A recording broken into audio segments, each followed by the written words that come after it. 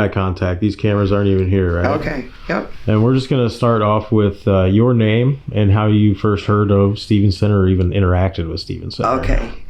My name is Rachel Parker. I was a client of the Stevens Center back in 2019. I was coming off incarceration. I was overcoming addiction, domestic violence. My children were placed in the foster care system due to my addiction and the trauma that I had endured. And so my first encounters with Stevens Center the day out of jail. And I came here, I'm unsure. I tried to get in here tried to get into the shelter prior, but because I couldn't pass the drug test, I wasn't able to make it here. But after sitting in jail for almost 8 weeks, I was able to do that. So that was my first interaction with What was your Stevens first day here like, that intake process? What were your feelings? Oh, the first day of the intake, I was nervous. I was unsure. I'm going to be honest, prior to being in the shelter, I had never really experienced homelessness per se.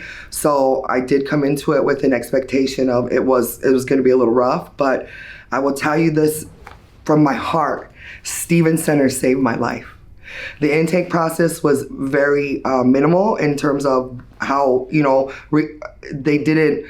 they didn't make me revisit the trauma. It was very human-centered. The person that gave the intake was very nice, made sure that I was comfortable. It was seamless.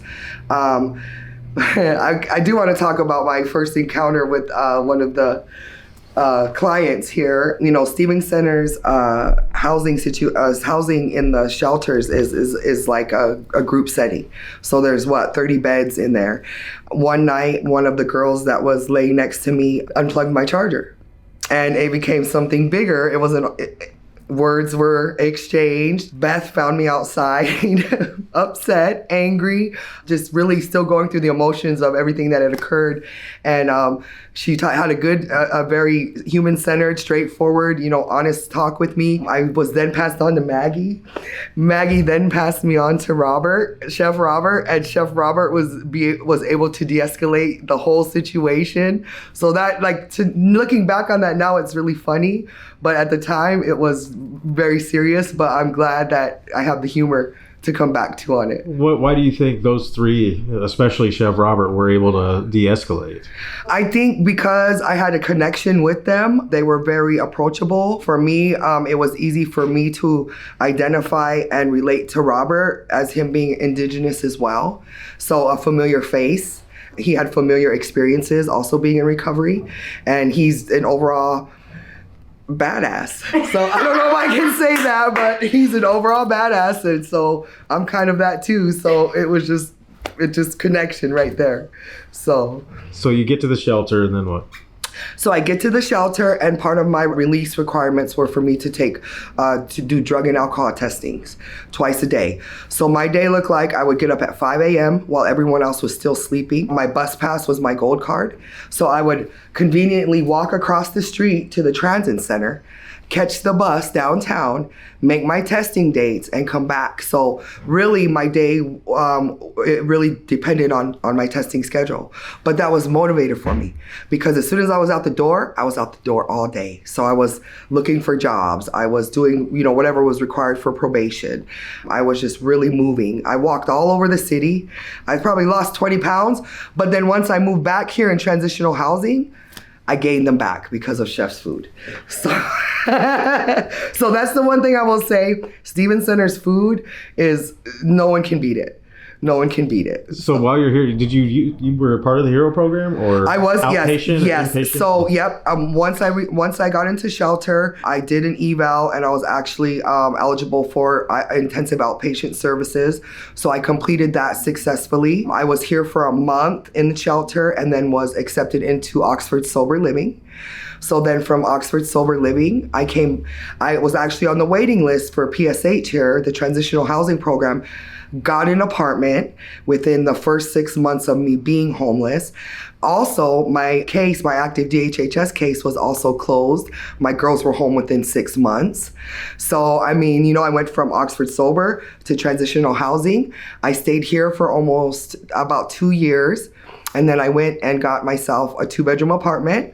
And I just recently moved into a 4-bedroom townhome. So in the span of 5 years, I'm coming up on 5 years of recovery. I followed, the housing problem solving model. I navigated, and, it worked for me. So, if you're motivated, if you have the heart, if you're ready to make the changes, in recovery, they say when you're sick of your own stuff, they don't say stuff, but I'm going to say stuff while we're on camera. But when you get sick of your own stuff is when you make the changes. So, in my heart and the way I feel, through all of the darkness and all of those things that I went through that weren't easy for me, that caused trauma in my life, coming here allowed me to not walk around those things, but to walk through the fire. It taught me how to face everything in my life head on. And it gave me the supports and the strength. And I'm gonna start crying right now because just thinking of it, my heart overflows. This place saved my life. So I'm gonna cry. But I love it here. I love it here so much. So, do you still have time? I have a few more minutes. Let's just ask. Yeah. I got 2 questions though, real quick. Okay. All right. Tell me what you're doing here today. Okay. So I am here. I am here today in a work capacity.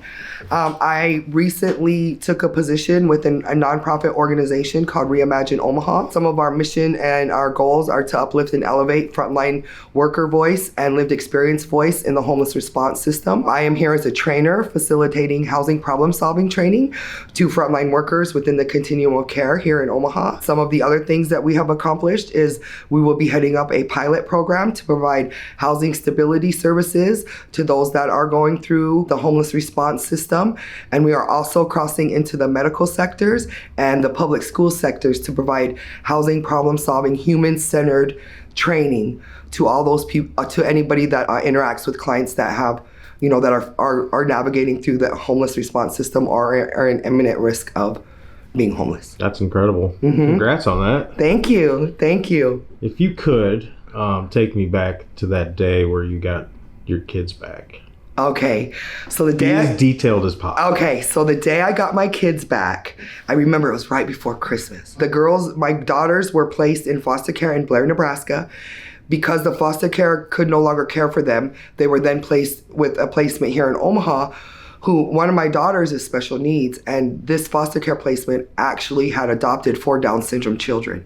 So she took on my daughter, my oldest daughter Jordana, and my 8-year-old baby so they could stay together in the home.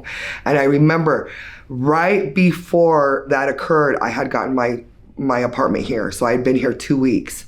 And when they came to bring my daughters back, and they had all of their items, Christmas presents, and just for us to be able to sleep in the same house under the same roof, that feeling, I can't explain that feeling of accomplishment. It was very healing for me.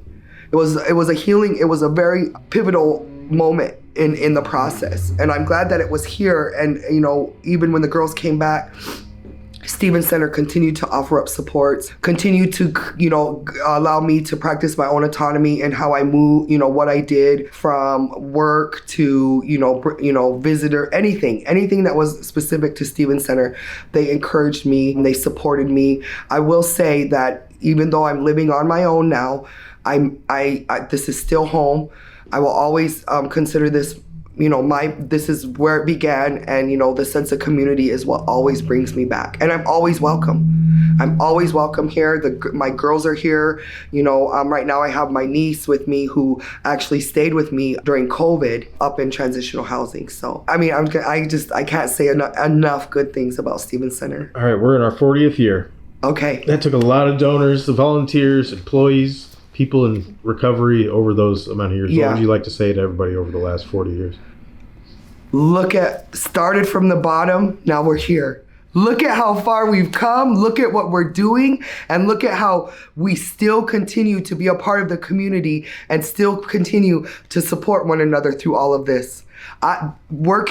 Doing this work, being intentional in the work, being a part of the cultural shift, there's no words for it. This is my place, this is my passion, and this will always be home for me. Perfect. Is it good? Yeah. Did I do good? You did great. Okay.